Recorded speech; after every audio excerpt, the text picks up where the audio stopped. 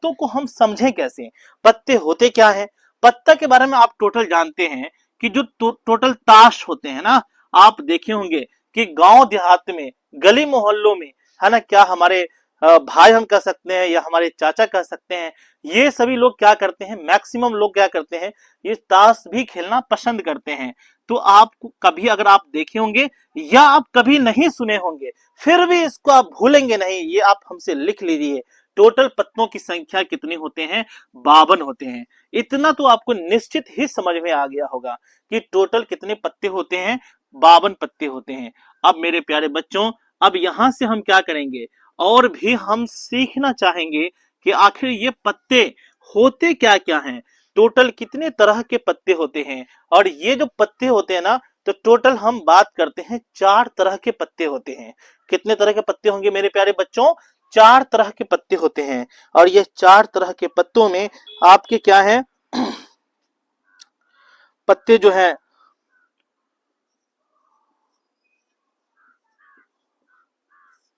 हुकुम के पत्ते होते हैं मेरे प्यारे बच्चों, चीड़ी के पत्ते होते हैं, हुकुम के पत्ते होते हैं, चीड़ी के पत्ते होते हैं, फिर उसके बाद पान के पत्ते होते हैं, फिर उसके बाद मेरे प्यारे बच्चों, पान के बाद ईंट के पत्ते होते हैं। अब यहां से ये 4 आपको समझ में आया या नहीं आया, आप हमको ये बताइए। ये 4 आपको मेरे प्यारे बच्चों समझ में आया कि नहीं आया, सो आप हमें बताइए। वालेकुम सलाम, जाइए। मेरे प्यारे बच्चों, ये कंसेप्ट आपको समझ में आ गया होगा कि ये जो ताश है ना, इन ताश के टोटल कितने पार्ट्स हो गए, 4 पार्ट्स में हम ताश को बांटे हैं। और 4 पार्ट्स में अगर बांटे हैं तो हम क्या करेंगे, 52 को भी हम क्या करेंगे बाबू, 4 से भागा लगा देते हैं। और जब 52 को हम 4 से भागा लगाएंगे तो टोटल कितना हो जाएगा, ये 13 निकल जाते हैं। 13 चौक 52 हो जाता है।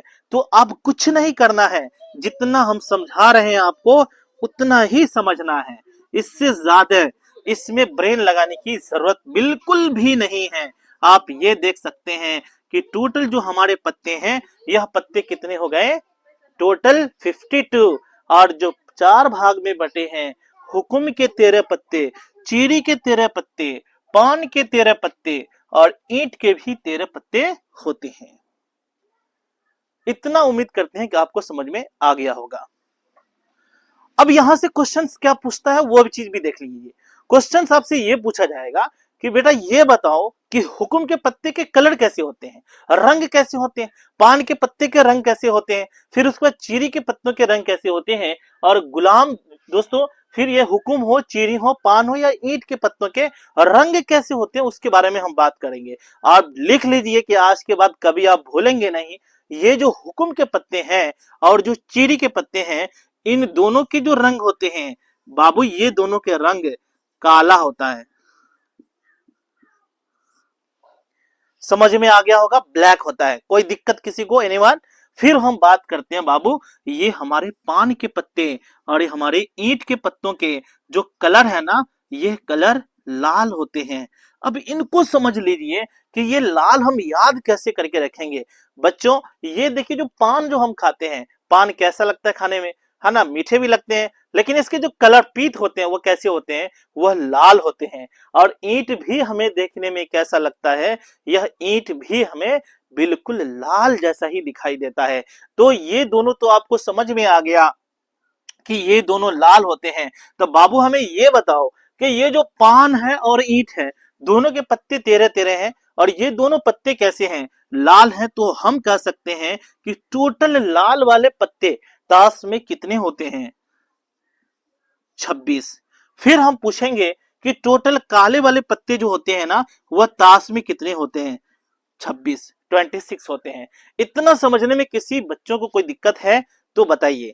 अब हम यहां से आगे की तरफ चलते हैं कि आखिर जो हुक्म के 13 पत्ते होते हैं वह पत्ते कौन कौन होते हैं, या चीरी के जो 13 पत्ते होते हैं वह पत्ते कौन कौन होते हैं, या पान के जो 13 पत्ते होते हैं वह पत्ते कौन कौन होते हैं। तो देखिए मेरे प्यारे बच्चों, ये हुक्म का जो पत्ते होते हैं, तो हम कह सकते हैं कि ये जो पत्ते 1 से लेकर के 10 तक जो पत्ता होता है वह पत्ता समान होता है, यानी इक्का इक्का करके ऐसे करके होता है। 10 तक होता है। ये पत्ते इसमें भी समान होता है। इसमें भी टोटल मेरे प्यारे बच्चों जो पत्ते होते हैं 10 पत्ते क्या होते हैं, वह बिल्कुल एक समान होते हैं। इसमें भी 10 पत्ते बिल्कुल एक समान होते हैं, बराबर होते हैं। फिर उसमें ये जो है इसके भी 10 पत्ते क्या है बाबू, एकदम इक्वल होते हैं, बराबर होते हैं। इतना तो समझ में आ गया। तो 10-10 पत्ते तो सब में क्या है, वह इक्वल होते हैं, बराबर होते हैं। अब यहां से हम बात करेंगे कि यहां पर जो 3 पत्ते होते हैं, यह 3 पत्तों के बारे में ही हमको समझना है। ये जो 3 पत्ते होते हैं, ये 3 पत्ते इसके भी, 3 पत्ते इसके भी, और 3 पत्ते इसके भी। हम कह सकते हैं कि यहां से यहां तक ये 10 है, फिर हम ये 10 मान लेते हैं, फिर उसके बाद ये वाला कितना है 10 है, और उसके बाद जो 3 पत्ते हैं उसके बारे में हम पढ़ेंगे। ये टोटल मान लेते हैं कितने हैं 10 हैं। 3 पत्ते जो हैं उसके बारे में हम समझेंगे। अब यहीं पर हमारा क्या आता है, बेगम बादशाह गुलाम होता है। तो ये जो है ना, यह पत्ता हमारा कैसा होगा बाबू, ये पत्ता हमारा बेगम होगा। ये पत्ता कैसा होगा, यह पत्ता बादशाह होगा, और यह पत्ता गुलाम होगा। ये पत्ता बेगम, ये पत्ता बादशाह, और यह पत्ता कैसा होगा, गुलाम होगा। यह पत्ता कैसा होगा, बेगम, यह पत्ता बादशाह, और यह पत्ता कैसा होगा, गुलाम। यह पत्ता कैसा होगा बाबू, ये पत्ता भी हमारे बेगम, यह पत्ता बादशाह, और यह पत्ता कैसा होगा, गुलाम।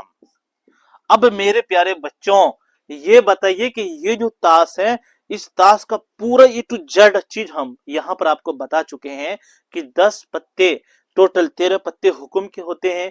1 से लेकर के जो 10 पत्ते होते हैं वो एकदम इक्वल, बराबर होते हैं। हुक्म का भी चीरी का भी, पान का भी, और ईंट का 10-10 पत्ता बराबर होता है। 3 पत्ते जो है, 3 पत्ते भी बराबर होते हैं। बेगम बादशाह गुलाम इसमें भी होते हैं। हुक्म में भी, चीरी में भी बेगम बादशाह गुलाम होते हैं। पान में भी बेगम बादशाह गुलाम होते हैं, और ईंट में भी बेगम बादशाह गुलाम होते हैं। आप कहेंगे सर जी ये कितने होते हैं, तो टोटल तो बाबू ये 13 है। 13 में से 10 पत्ते तो सिमिलर हैं, ये 11, 12, 13, ये सब एक एक पत्ते होते हैं।